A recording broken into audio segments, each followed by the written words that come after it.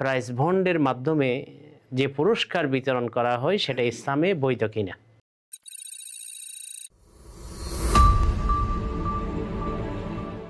আসসালামু আলাইকুম রহমতুল্লাহি ওয়া বারাকাতুহু। ইন্নাল হামদালিল্লাহ ওয়াসসালাতু ওয়াসসালামু আলা মান লা নাবিয়্যা বা'দা, আম্মা বাদ। সুপ্রিয় দর্শক, মানাহিল টিভির পক্ষ থেকে আপনাদেরকে স্বাগতম।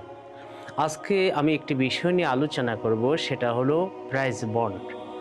বাংলাদেশ ব্যাংক 100 টাকার লক্ষাধিক প্রাইজ বন্ড বাজারে ছেড়ে থাকে। 100 টাকা করে কেউ 10টি, 20টি, 30টি, 1000টি এভাবে নিয়ে থাকে এবং প্রতি 3 মাস পর পর ড্র অনুষ্ঠিত হয়।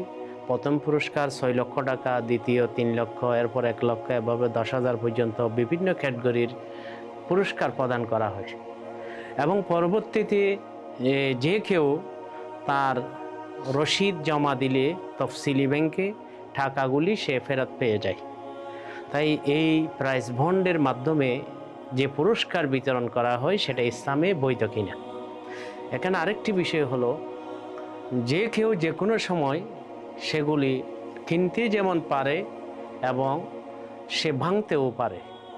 তবে প্রতি ড্রয়ের কমপক্ষে 2 মাস আগে যারা কিনেছে তাদের ব্যাপারে এই লটারিটা হয়।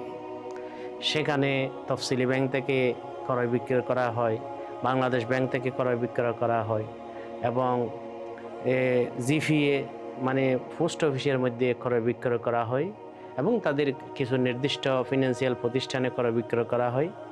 আসলে আলিমদের এখানে সামান্য মতানৈক্য থাকলেও অধিকাংশ আলিমদের মত হলো এই প্রাইজ বন্ড ইসলামে জায়েজ নেই। কারণ সরকারকে 100 টাকা করে যে টাকাগুলি দিয়ে থাকে এগুলি আসলে মূলত একটি ঋণ এবং যদিও সে তার আসল টাকা ফেরত পাচ্ছে, কিন্তু হাদিসের মধ্যে এসেছে রাসূল সাল্লাল্লাহু আলাইহি ওয়াসাল্লাম ইরশাদ করেছেন, কুল্লু করজিন জাররা নাফআন ফাহুয়া রিবান। প্রত্যেক কর্জ যেখানে ফায়দা নেওয়া হবে সেখানে সুদের অন্তর্ভুক্ত।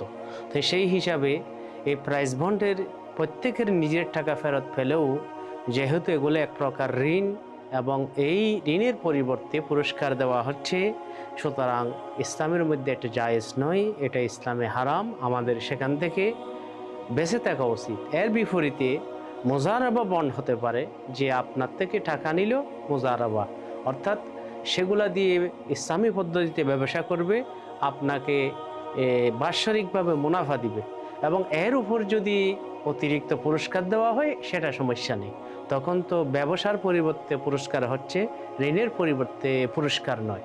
আল্লাহ রাব্বুল আলামিন আমাদেরকে আমল করার তৌফিক দান করুন। সুপ্রিয় দর্শক, আপনাদেরকে অসংখ্য ধন্যবাদ। আসসালামু আলাইকুম ওয়া রাহমাতুল্লাহি ওয়া বারাকাতুহু।